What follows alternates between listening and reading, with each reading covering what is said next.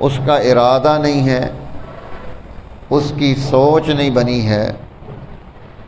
فَلْيَمُتْ إِنْ شَاءَ يَهُودِيًّا او إِنْ شَاءَ نَصْرَانِيًّا، اب وہ یہودی بن کر مرے یا عیسائی بن کر مرے کچھ فرق نہیں پڑتا ہے، کیونکہ اس نے دل میں تمنا بھی نہیں رکھی، سوچ بھی اختیار نہیں کی کہ وہ اللہ کے گھر کا قصد کرے۔ حج کے لیے میقات ہے، میقات زمانی بھی ہوتی ہے اور میقات مکانی بھی ہوتی ہے۔ زمانی میقات یہ شوال المکرم کا مہینہ ہے، جب رمضان المبارک مکمل ہو جائے اور شوال کا چاند نکل آئے تو اب زمانہ حج شروع ہو گیا۔ اس کے بعد کوئی آدمی حج کا احرام باندھ لیتا ہے تو اس کا احرام حج کا شمار ہوگا۔ اگر اس سے پہلے احرام باندھتا ہے تو امام شافعی رحمۃ اللہ علیہ فرماتے ہیں کہ اس کا حج نہیں ہوگا۔ امام اعظم امام ابو حنیفہ رحمۃ اللہ علیہ فرماتے ہیں کہ اس کا حج مع الکراہت ہو جائے گا، مکروہ ہوگا۔ تو یہ میقات ہے زمانی کہ حج کا زمانہ شروع ہو گیا۔ شوال، ذی قعدہ اور ذی الحجہ کے کوئی 12-13 دن حج کے شمار ہوتے ہیں، لیکن پورے ذی الحجہ کو اس میں شامل کر دیا گیا ہے، اور یہی مہینے حج کے بھی ہیں، اور انہی 3 مہینوں کو جو شریعت نے محترم مہینے قرار دیے ہیں، 4 حرمت والے مہینے ارشاد فرمائے ہیں 4، ان میں سے 3 مہینے حرمت کے یہی ہیں، شوال، ذی قعدہ اور ذی الحجہ، یہ ترتیب سے ہیں۔ اور ایک مہینہ اس کے علاوہ ہے جسے رجب کہا جاتا ہے، کہ اس میں جنگ کرنا، لڑائی کرنا، قتل و غارت گری، لوٹ مار، یہ سب ناجائز تھا۔ اسلام کے آنے سے پہلے بھی یہ قانون اسی طرح سے تھا۔ اس کا تعلق ملت ابراہیمی حنیفی کے ساتھ ہے کہ اللہ جل جلالہ نے ان مہینوں کو محترم بنا کر حج کے راستے محفوظ کر دیے، کہ جب کوئی آدمی حج کے لیے نکلے گا، سفر کرے گا، تو سفر میں سب سے پہلی چیز راستے کا محفوظ ہونا، راستے کا درست ہونا، وہاں پر پریشانی نہ ہو، کوئی مصیبت نہ آئے، کوئی لوٹا نہ جائے، کوئی قتل نہ کر دیا جائے۔ اس لیے اللہ جل جلالہ نے اس کا انتظام کر دیا کہ حج حرمت والے مہینوں کے اندر رکھ دیا، اور دور دراز سے آنے والے لوگ جنہوں نے یہاں پہنچنا ہے، ان کا پہنچنا آسان ہو جائے، اس کے لیے شوال سے شروع کر دیا، کہ جب کوئی بحری سفر کرتا، جب کوئی اور کسی طریقے سے جانا چاہتا ہے تو اس کے پاس وقت ہے، وہ وقت زیادہ خرچ کر کے، پیسے تھوڑے خرچ کر کے اللہ کے گھر کا دیدار کر لے، حج پر آ جائے۔ اور اس پہلے دور میں اونٹوں کے سفر، گھوڑوں کے سفر، اس میں وقت زیادہ خرچ ہوتا تھا، راستوں میں صعوبتیں تھیں، اس لیے دین اسلام نے رہنمائی ارشاد فرما دی کہ اب آپ حج کے لیے یہ جو حج کی میقات ہے، یہ جو زمانی میقات ہے، وہ یہاں سے شوال سے لے کر آگے حج کے دنوں تک آپ اس کو استعمال کریں گے۔ یہ 3 مہینے بنا دیے۔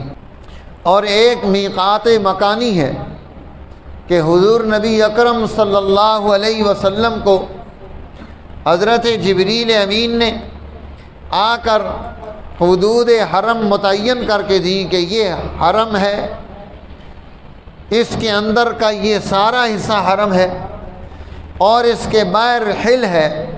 اب جو آدمی حل سے حرم کے اندر داخل ہونا چاہتا ہے تو وہ خاص مقامات جن کی تشریح رسول اللہ صلی اللہ علیہ وسلم نے کر دی، فقہائے امت نے اس پر رہنمائی ارشاد فرما دی کہ ہر علاقے سے آنے والے لوگ وہ اس میقات پر پہنچ کر جب وہاں سے گزر رہے ہوں تو وہ احرام کی حالت میں ہوں، وہ نیت کر کے وہاں سے گزریں کہ انہوں نے آگے جا کر کیا کردار ادا کرنا ہے۔ اس کو میقات مکانی کہا جاتا ہے کہ یہ اب حدود حرم میں داخل ہوگا تو یہاں سے اس کا احرام ہونا چاہیے۔ اس لیے جو لوگ حج پر جاتے ہیں انہیں اپنے گھر سے احرام باندھا ہے یا ایئرپورٹ پر جا کر انہوں نے احرام باندھ لیا، اور جب وہ وہاں سے نکلے انہوں نے 2 رکعت نماز ادا کر لی، اور اس کے بعد انہوں نے 2 رکعت نماز ادا کرنے کے بعد دعا کی اور وہاں سے نکلے۔ کچھ لوگوں نے وہیں سے وہ احرام کی نیت بھی کر لی، اور کچھ لوگ وہ انتظار میں ہیں کہ جب ہم اس میقات کے قریب پہنچیں گے تو وہاں ہم نیت کر لیں گے۔ اس لیے جہاز کا عملہ اعلان کرتا ہے کہ ہم میقات کے قریب پہنچنے والے ہیں، آپ میں سے جس آدمی نے نیت کرنی ہو اس وقت میں وہ نیت کر لے، ابھی جہاز تھوڑی دیر کے بعد حدود حرم میں داخل ہو جائے گا، اور اگر کوئی نیت کے بغیر وہاں جائے گا تو اسے ایک بکرا دینا پڑے گا دم کا کہ تم نے یہ غلطی کی ہے، اس غلطی کی تمہیں یہ سزا مل رہی ہے۔ تو یہ 2 قسم کی میقات ہیں، ایک زمانی میقات ہے، دوسری میقات وہ مکانی میقات ہے۔ اس کے بعد حج کرنے والا نیت کیا کرے گا؟ عموماً یہاں سے جو لوگ جاتے ہیں وہ حج تمتع کی نیت کرتے ہیں۔ تمتع نفع اٹھانا، فائدہ حاصل کرنا، اس کو حج تمتع کہا جاتا ہے۔ قرآن نے اس کی تفصیلات پیش کی، رسول اللہ صلی اللہ علیہ وسلم نے اس کے حالات بتائے۔ حج تمتع میں یہاں سے جو حاجی جا رہا ہے وہ صرف نیت کرتا ہے عمرے کی، اللہم انی ارید العمرہ، اے اللہ میں نے عمرے کی نیت کی ہے، فیسرھا لی وتقبلھا منی، اسے میرے لیے آسان بھی کر، اسے قبول بھی فرما۔ اور اس کے بعد وہ تلبیہ کہے گا، لبیک اللہم لبیک لبیک لا شریک لک لبیک ان الحمد والنعمت لک والملک لا شریک لک۔ اب اس پر حج کے اور احرام کی جتنی قیودات ہیں وہ سب اس پر آ گئیں۔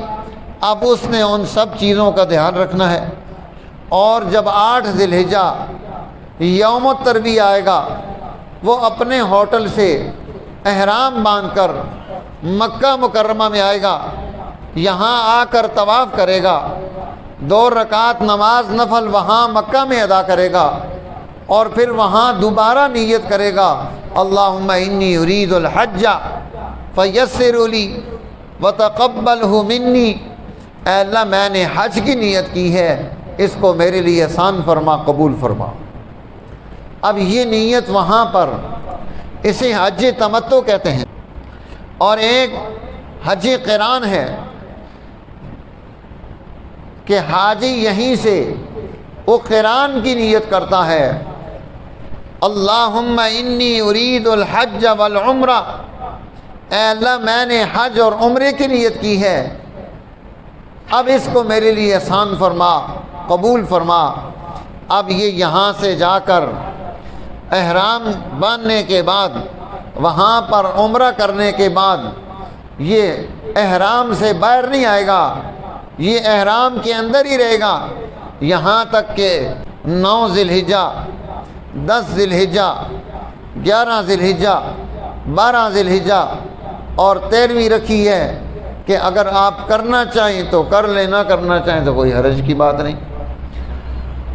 اس وقت تک اس کا احرام اسی طرح سے جاری رہے گا۔ یہ حج قران ہے۔ حج تمتع میں اور حج قران میں چونکہ اس سے اللہ نے یہ نعمت عطا کی ہے، اس نعمت کے شکرانے کے طور پر اس حاجی پر دم شکر واجب ہوتا ہے، حج تمتع والے پر بھی اور حج قران والے پر بھی، کہ وہاں پر یہ دم شکر ادا کرے گا۔ یہ قربانی کے علاوہ ہے جو ہم یہاں پر اپنی قربانی کرتے ہیں۔ اگر وہ صاحب نصاب ہے اسی قربانی بھی کرنی ہے، اگر اس نے حج تمتع کیا ہے یا حج قران کی نیت کی ہے، وہاں اس نے دم شکر الگ ادا کرنا ہے۔ اگر مسافر ہو تو قربانی نہیں ہوگی، اگر صاحب نصاب نہیں رہا تو پھر اس پر قربانی نہیں آئے گی، کہ وہ قربانی چھوڑ سکتا ہے لیکن دم شکر یہ اس پر واجب ہے، اسے دم شکر ادا کرنا پڑے گا۔ قرآن حکیم اس کی تفصیلات بھی پیش کرتا ہے کہ اگر آپ نے یہ نیت کی ہے حج تمتع کی یا حج قران کی تو آپ دم شکر ادا کریں۔ اگر آپ کے پاس پیسے نہیں ہیں تو آپ نے 10 روزے رکھنے ہیں، 3 روزے یہ تو آپ کو ادھر حرم کے اندر ہی رکھنے ہوں گے، اور 7 روزے واپس آ کر اپنی جگہ پر آپ رکھیں گے۔ یہ دم شکر کے بدلے میں اس کے لیے 10 روزے رکھ دیے، تلک عشرۃ کاملہ۔ اب یہ 10 روزے مکمل ہو گئے کہ آپ کے پاس پیسے نہیں تھے کہ آپ شکرانے کا خون بہاتے، اس کی جگہ پر آپ 10 روزے رکھ لیں۔ قرآن حکیم دوسرے پارے میں ان تفصیلات کو بھی پیش کرتا ہے۔ اس لیے حج پر جانے کی کوشش کرنا، سعی کرنا، اہتمام کرنا اور جانے سے پہلے حج کے ان احکامات کو سیکھ لینا، انہیں یاد کرنا، انہیں یاد رکھنا، انہیں ڈسکس کرنا کہ ذہن نشین ہو جائیں۔ عمومی طور پر چونکہ آپ ساروں میں سے سب نے حج پر تو نہیں جانا ہوتا، اس لیے آپ بھول جاتے ہیں جو آپ کو حج کے بارے میں باتیں بتائی جاتی ہیں۔ آپ کہتے ہیں چلو جب جائیں گے تو پھر پوچھ لیں گے۔ یاد تو ابھی سے کرنا شروع کر دیں۔ حج کی 3 قسمیں ذہن میں رکھیں۔ تیسری قسم حج کی افراد ہے کہ جو لوگ سیدھا وہاں پہنچتے ہیں حج کے موقع پر 9 ذی الحجہ کو، وہ صرف حج افراد کرتے ہیں کہ وہاں مقامی لوگوں کو، قریب والوں کو اجازت مل گئی کہ آپ حج کر لیں۔ اب وہ سیدھا وہاں پہنچے، 9 ذی الحجہ کو میدان عرفات میں یا 8 ذی الحجہ کی رات کو پہنچے، اب وہ حج افراد کی نیت کریں گے۔ اس میں عمرہ نہیں ہوتا، اس میں عمرہ نہیں ہے، اور اس میں قربانی دم شکر بھی نہیں ہے۔ اس لیے جب بہت سارے حجاج کرام باہر نکلتے ہیں، انہیں وہاں پر بہت بڑا ایک مجمع لگا ہوا نظر آتا ہے جو سر موڑ رہے ہوتے ہیں جب شیطان کو کنکریاں مار کے باہر نکلتے ہیں 10 ذی الحجہ کو، بڑے شیطان کو رمی کرتے ہیں، باہر نکلتے ہیں تو دیکھتے ہیں بہت لوگ بیٹھے ہوئے ہیں، وہ سر مڑا رہے ہیں۔ اچھا یہ بھی ساتھ شامل ہو جاتے ہیں۔ ہاں جی، وہ ہمارے یہاں مثال مشہور ہے نا، ٹرک کی بتی کے پیچھے جانا۔ یار ٹرکیں نہیں، بتی پیچھے لگے۔ اپنی عقل سے، شعور سے ہم نے کام کرنا ہے، ٹرک کی بتی کے پیچھے نہیں چلنا کہ یہ سارے کر رہے ہیں تو میں بھی وہی شروع کر دوں، تحقیق تو کر لوں بھائی تم کیا کر رہے ہو، میں نے کیا کرنا ہے۔ تو تحقیق یہ ہے کہ وہ سارے مفرد حج کر رہے ہیں، حج افراد جسے کہا جاتا ہے، ان پر قربانی دم شکر واجب نہیں ہے۔ انہوں نے سیدھا سر مڑانا ہے، سر مڑا کر احرام سے نکلنا ہے، اور حج کا اگلا فریضہ ادا کرنا ہے، طواف زیارت کرنا ہے۔ آپ کے ذمہ ابھی کام باقی ہے کہ آپ نے پہلے دم شکر ادا کرنا ہے، اس کے بعد آپ سر مڑائیں گے، اس کے بعد پھر آپ طواف زیارت کے لیے آئیں گے۔ جب آدمی حج کر کے آتا ہے پھر اسے یہ ساری باتیں یاد آ رہی ہوتی ہیں کہ کہاں میں نے طواف زیارت کیا تھا، کہاں قربانی کی تھی، کہاں سر مڑایا تھا۔ حاجی کو وہ لطف بھی آ رہا ہوتا ہے، وہ جو ہے اپنے خیالات میں حرم میں پہنچا ہوتا ہے کہ ہاں یہاں ہم یہ کام کر کے آئے تھے۔ اللہ تعالیٰ سب کو نصیب فرمائے۔ تو یہ قرآن حکیم ان چیزوں کی تفصیل پیش کرتا ہے کہ ہم حج پر جانے سے پہلے ان علوم کو وہاں پر پہنچنے سے پہلے اپنے آپ کو تیار کر کے یہاں سے نکلیں، کیونکہ یہ حج یہ ایک ایسا امر ہے کہ انسان اس کے ذہن کی ساری بالیدگیاں، ساری خرابیاں یہ وہاں سے نکال کر وہ ایک اللہ وحدہ لا شریک کے ساتھ نسبت پیدا کر کے، تعلق پیدا کر کے وہ وہاں سے نکل رہا ہوتا ہے۔ اس لیے اس کا اہتمام و التزام سے کھلایا۔